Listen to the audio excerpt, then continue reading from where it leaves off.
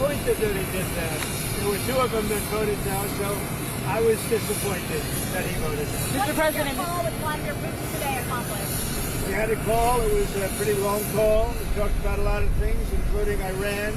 And we also talked about, as you know, the war with Ukraine. And I'm not happy about that. Mr. President, Mr. President. Progress on a deal with Ukraine? Do you feel like you made any progress? No, I didn't make any progress with it today. Mr. President, how much growth can the country expect from the one big I think we're beautiful going to get bill? great growth. I think we'll have growth in record numbers. This is going to be something that's amazing, and everybody was watching it all over the world.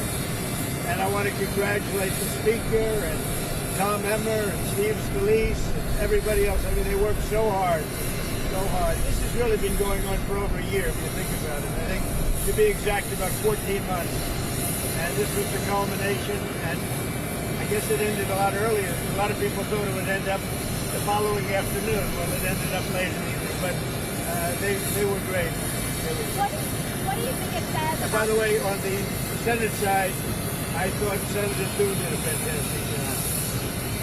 What do you think it says about the power you've amassed within your party compared to your first term that you were able to get this over the finish line?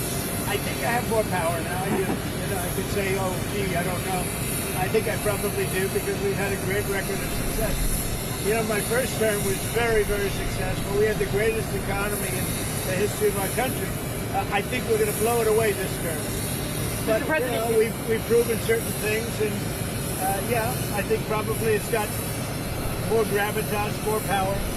Sir, you signed a trade deal with Vietnam yesterday. Great deal, 40% on transshipping. Can we expect any more of that before next week, sir?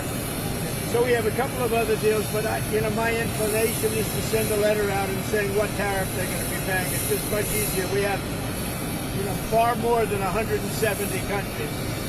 And how many deals can you make? And you can make good deals, but they're very much more complicated. I'd rather, and I've been like this from the beginning, I'd rather send out a letter saying this is what you're going to pay to do business in the United States. And I think it'll be well received. I think it's just so many countries.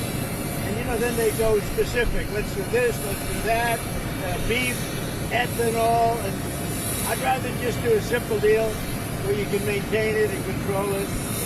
You're going to pay a 20% or 25 or 30% tariff. You brought in a record amount. We're going to be sending some letters out starting probably tomorrow, maybe 10 a day, to various countries saying what they're going to pay to do business with the U.S. Mr. President, an incident of a Republican congressman was gunned down last night in Washington, D.C. Do you think it's time for Congress to take back control of D.C.? I think that D.C. has to become a very safe place. And we're not going to let anything bad happen to D.C. That's our beautiful D.C. And we're not going to let anything bad. And we'll have something to say about it next week. Mr. President, why did you pause weapons shipments to Ukraine? Why did you pause weapons shipments? We haven't. We're giving weapons, but we've given so many weapons. But we are giving weapons, and we're working with them and trying to help them. But we haven't. Biden emptied out our whole country giving them weapons. And we have to make sure that we have enough for ourselves. What message? Who are you with? You're wonderful. Mr. President, there's going to be a lot of symbolism tomorrow when you sign the One Big Beautiful Bill. On Independence Day, at the White House, kicking off the 250 years of American independence. What message should Americans be getting tomorrow when you sign this bill? Well, I think it's going to be really a message of proudness. You're going to be proud of your country because our country is doing fantastically well. The economy is great. You saw the stock market today. We're setting records. And in every aspect of our country, we're doing well, despite the fact that we inherited millions of people that shouldn't have been here. And I think we have crime stats that are coming out that are showing the lowest numbers we've had in many years. And that also despite the fact that a lot of people are here that shouldn't have been let into our country. So they're going to be very proud tomorrow. So we're signing at about 5 o'clock. And at about 5 o'clock, we're going to have B-2s and F-22s and F-35s flying right over the White House.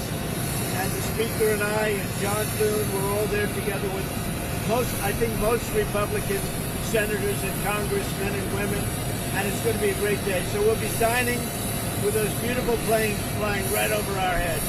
All right? What are your expectations for the next round of talks with Steve Waycroft and his Iranian counterparts? Well, we're going to see. Steve is a great guy. He's a great negotiator. Iran does want to speak, and I think they'd like to speak to me. And it's time that they do. We're not looking to hurt them. We're looking to let them be a country again. They got beat up, and they were both exhausted, frankly. But Iran really got beat up, and I think they want to meet. I mean, I know they want to meet, and if it's necessary, I'll do it. But Steve is involved, and very much involved, and he's done a fantastic job. All right, one more. President, on Gaza, do you still want the U.S. to take over Gaza? I want the people of Gaza to be safe, more importantly. So that could I want to see safety for the people of Gaza.